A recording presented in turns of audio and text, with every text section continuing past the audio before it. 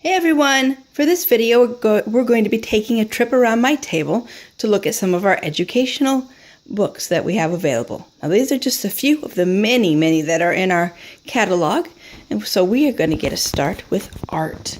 So, I am not an artist, but my middle son is, and right now he loves origami.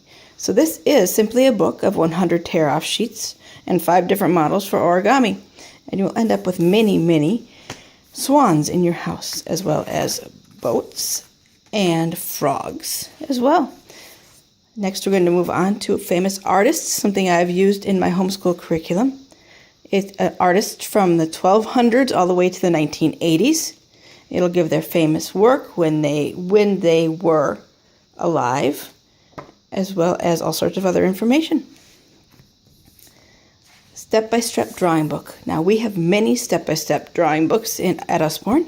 This one, it covers the gamut of all things: monsters, vehicles, castles, people. We also do have step-by-step drawing animals, step-by-step drawing people, anything your little artist is interested in. If they prefer to color, we have our big books of drawing, doodling, and coloring. Everything from people to monsters to pipes, and all things that would crawl in them. All right, we're going to move on to music. I do not have a lot of music books, but this one is my favorite famous composers reference book. It covers many of the most famous composers of the world: Mozart, Beethoven. One of my favorite things about this book, aside from just the information, is the QR codes. There are some on each page. You use your QR reader and you use your smartphone or your tablet, and it will play music from the composer. We are going to move on to math. Now, if you have an elementary math student and they have questions, this elementary math dictionary works wonders. It will talk about all the different things you learn in grade school and use a different way of teaching so they be easier to understand. Sorry about that. If you are the math teacher and having a problem, it will also help with that. All right, we're going to go. Lift the Flap books are some of my favorite. Now this Lift the Flap is fractions and decimals. If your student's having trouble with fractions and decimals, it's a great way to have fun with learning them. If you have a younger child who really wants to just catch up, it's also a way for them to learn without actually knowing they are learning as well. These are our wrap-ups. They are great for math. They are a lot like flashcards, except they're more fun. This is addition and subtraction. You take your wrap-up card and you do your number 1 plus, I believe this is a 3, and then you move it to the answer. And you go all the way down, you'll have wrapped it all the way up, and you move to the back, and you'll have a self-check of all these ridges. If you've covered them with your yarn, then you are correct. We also have multiplication, division, and state capitals. All right, moving on to geography. We have 4 to 5 different pocket books. We've got one over in our science pile as well. This one is Cities of the World. They are fairly cheap. This one is $4.99. You take it, you look. It's great for reference, great for reports. It's got all the cities throughout the world. Not all the cities, all the big cities. And it tells you all about them, all sorts of information. All right, we've got a World Geography Encyclopedia, which of course is internet linked.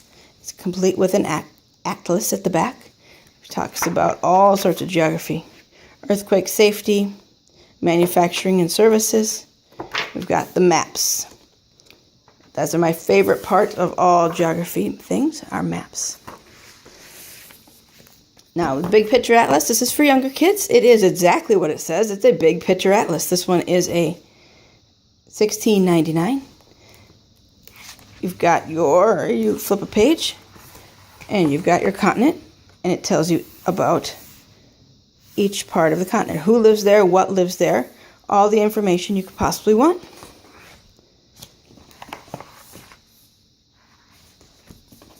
Now, moving on to the USA. Now, the Usborne has just started getting more American stuff as they are a British company, but this is an activity book. It's great for family trips or if you're just studying in the United States and you would like some activities to go with it. We're going to go to one of the See Inside flip books again. This is the Great Cities. You flip to your city and you have information about this, like how the Statue of Liberty was built, where it came from. You look inside the buildings. You will have history, like about this one, it's about the London Fire. They are cities from all over the world, and it's just another way to learn about your geography. All right, we're going to move on up here to the preschool and a little bit younger area of learning. We're starting with colors. It's one of the best color lift the flap books that I enjoy. We've got all sorts of color. You got to find the red motorcycle, which is here somewhere.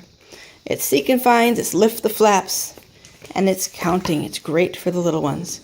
This is the youngest book we will have up here right now. Very first book of things to spot. We've got counting, we've got colors, everything that's perfect for probably about a 2-year-old.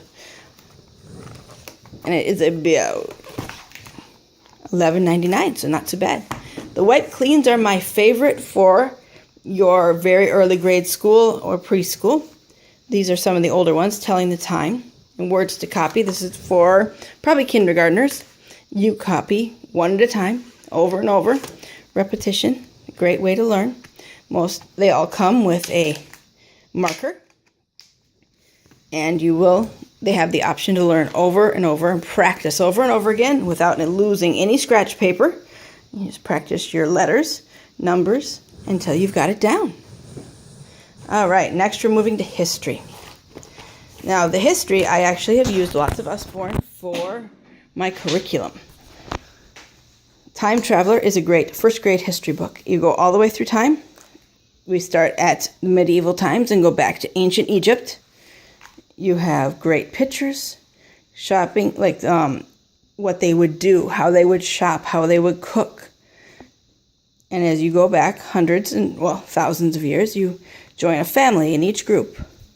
And they talk about what each family does throughout their time there. You've got Rome, and now we're back and going to school in ancient Egypt. All right, this is the Encyclopedia of the Ancient World. It is a thick book. It goes from the first city-states and ancient Egypt through Rome. At the end here, so we get into the ADs.